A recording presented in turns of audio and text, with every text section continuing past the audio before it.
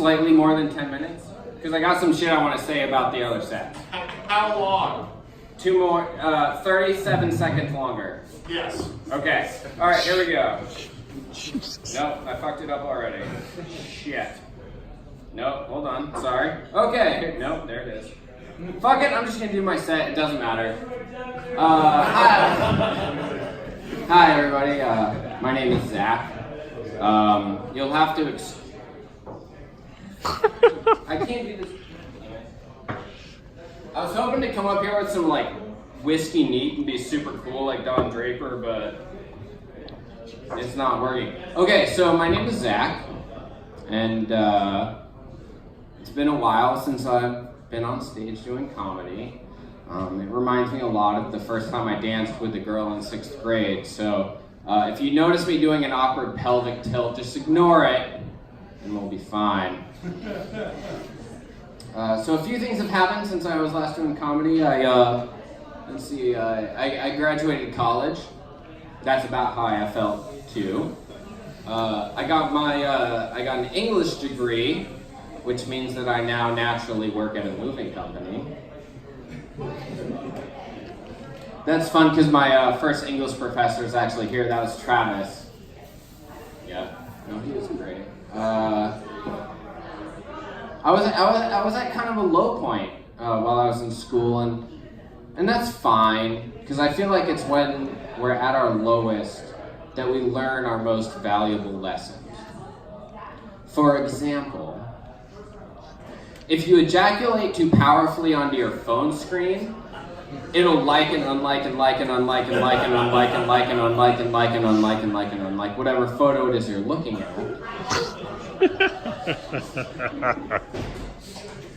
Sorry, Nana. It was at Throwback Thursday. I got confused.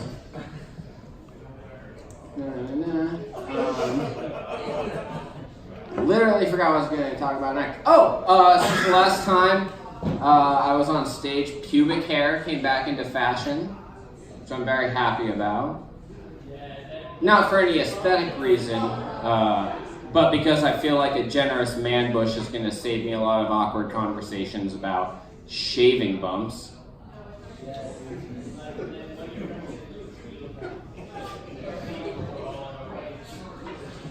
I got one, my English professor, so that was worth it. I went down to visit my friend in Baltimore, and he took me to a club, and I was the only white person there. And like, I'm not just white, I'm so white, like you can see me, like I am such a white person that I might as well have All Lives Matter stamped across my forehead. Really? I was so excited about that one. Damn it. Oh well, I'll scrap it. I mean, fuck you, but I'm happy. So I was at this club, and I was probably about as welcome there as Donald is inside Melania. And while I was there, this guy came up to me and he was like, "Hey man." He found out I was Maine. He's like, "Oh, you're from Maine? Are you afraid of black people?" And I took a look around and I was like, "Sir, I'm a straight, white, cisgendered male ex-Marine with bipolar disorder and access to military weaponry. I'm not afraid because, statistically speaking, I am the most dangerous person in the room." It's true, though. I have bipolar disorder, and I can go buy a gun that I used to have issued to me in the Marine Corps. That is fucked up because, quite frankly, mental health issues and military weaponry go together like the NRA and dead fucking children.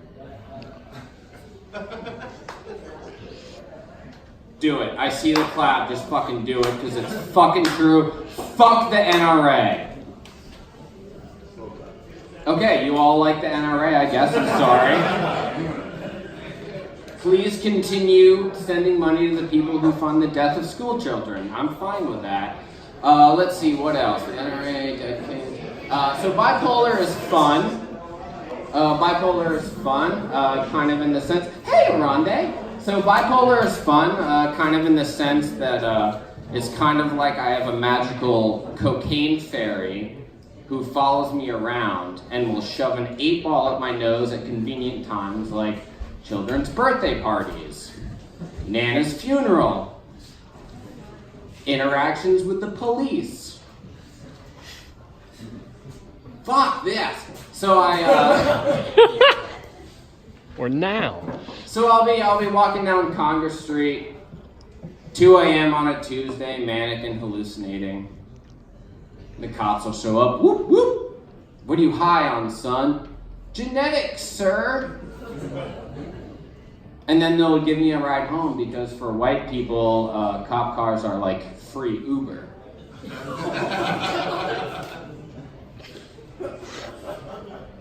So it's fun, and then you got cocaine fairy, and then depression fairy shows up and convinces you it's okay to masturbate to Instagram. So it is fun for me. Bipolar is fun for me, not so much for my friends and family, which is why I'm divorced and not welcome to Christmas this year.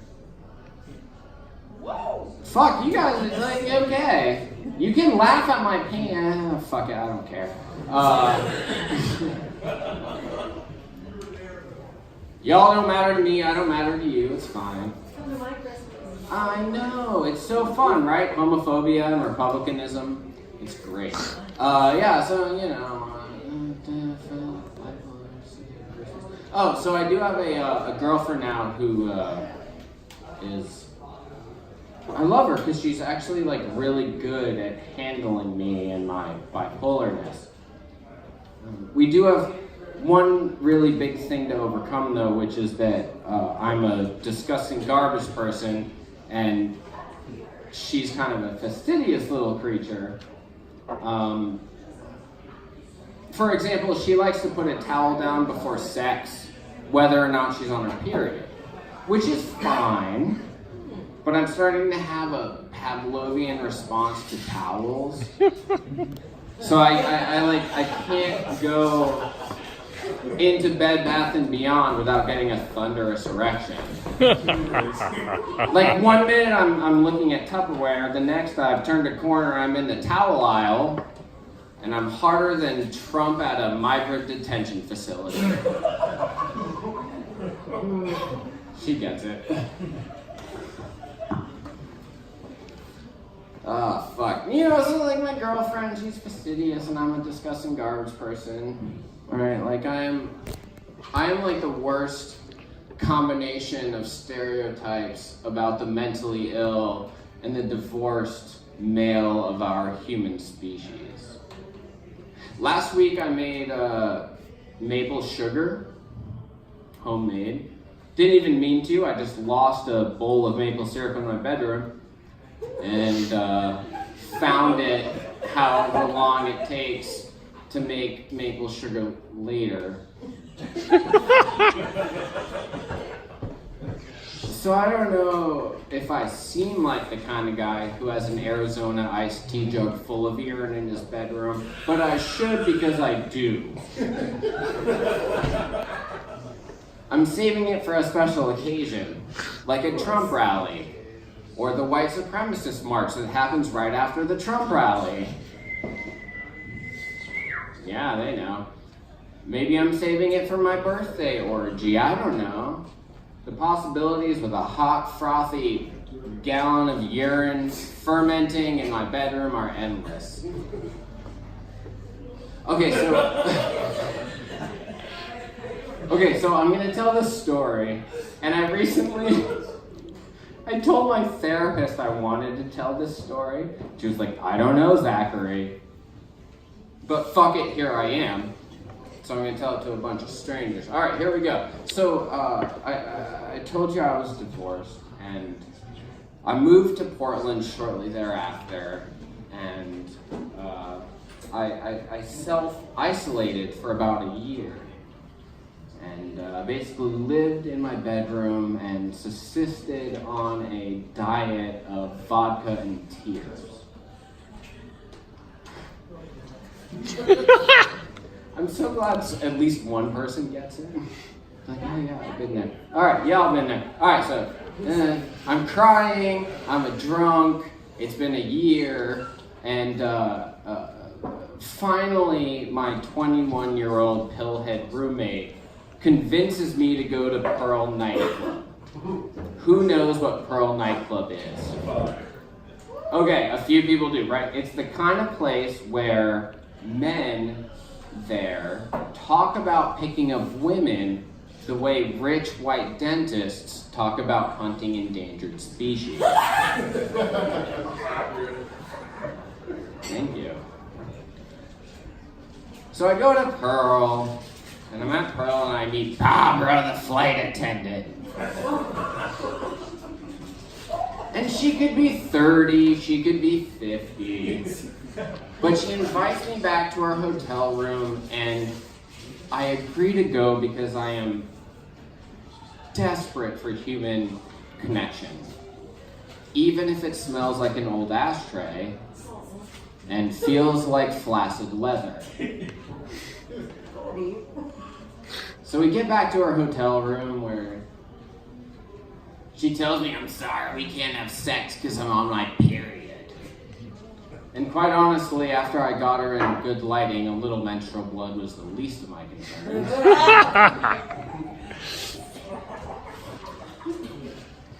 But she tells me we can't have sex, but we can do butt stuff instead. And I'm like, okay, if I have to.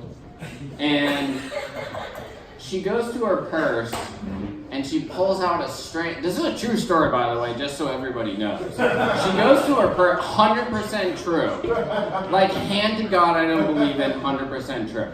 So she goes to her purse, and she pulls out this strand of anal beads, and they're decorated like from the solar system, from like the sun all through the planets all the way to Pluto. Like Pluto is there, fuck you NASA, Pluto is a planet.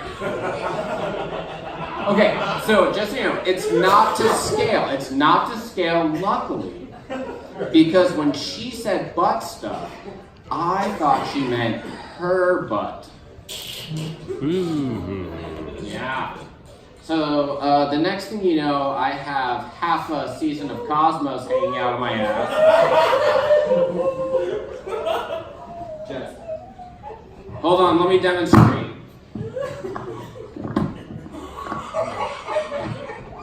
No, wait. But I'm laying down, so it's worse.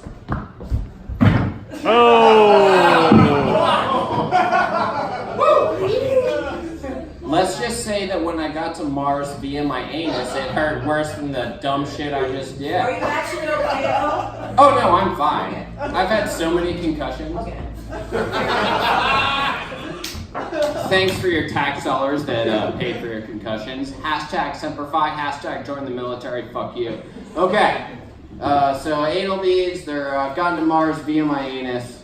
Neil deGrasse Tyson is narrating. And I've only just started to consider how often one cleans sodomy purse beads, sodomy purse beads. And I'm about to tap out when she starts doing mouth stuff to me, which is lovely. I let her do that, and it comes time for me to complete. So I give her the gentleman's tap on the head. She goes, mm-hmm. And I go, yippee! And as I begin to complete, like she feels, right? She's like, mm. She gets that, mm. and she grabs those beads and she yanks them out of me like she's trying to start a rusty chainsaw. Just, now. The combined muscular pressure of my orgasm and those things getting yanked out of me creates this vacuum effect in my body, which sucks 8 to 12 ounces of liquid shit out of me. Right on the sheets. No. Barbara is not phased. She had seen this shit before. She's like a grizzled war veteran sergeant. Shit on the bed sheets, that ain't shit. I mean, it kind of is, but it's also metaphor. You guys are smart, you get it. And Barbara isn't phased, and she calls me an Uber because I immediately started weeping. It was an emotional experience, don't judge me. And then she walks me down to the Uber because I'm fragile and she's a gentlewoman.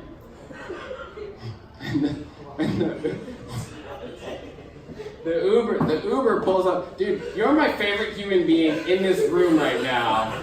You are why I do this. I just want to shoot you into my veins like a weirdo. Okay, so she walks me down to the Uber like a gentlewoman. And as the Uber is pulling up, she goes, "Oh shit, maybe you should get a different Uber. He's obviously one of those Trayvon Martin motherfuckers." Oh shit. I know. And I look up and the Uber driver is a black guy in a hoodie. I know. Barbara, she kind of forgot to check her white racism.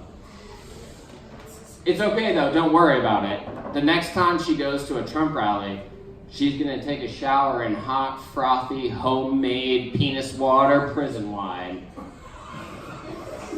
Made in a jug of Arizona motherfucking iced tea. Alright, that's it, that's my time. Let's get Ian back on stage.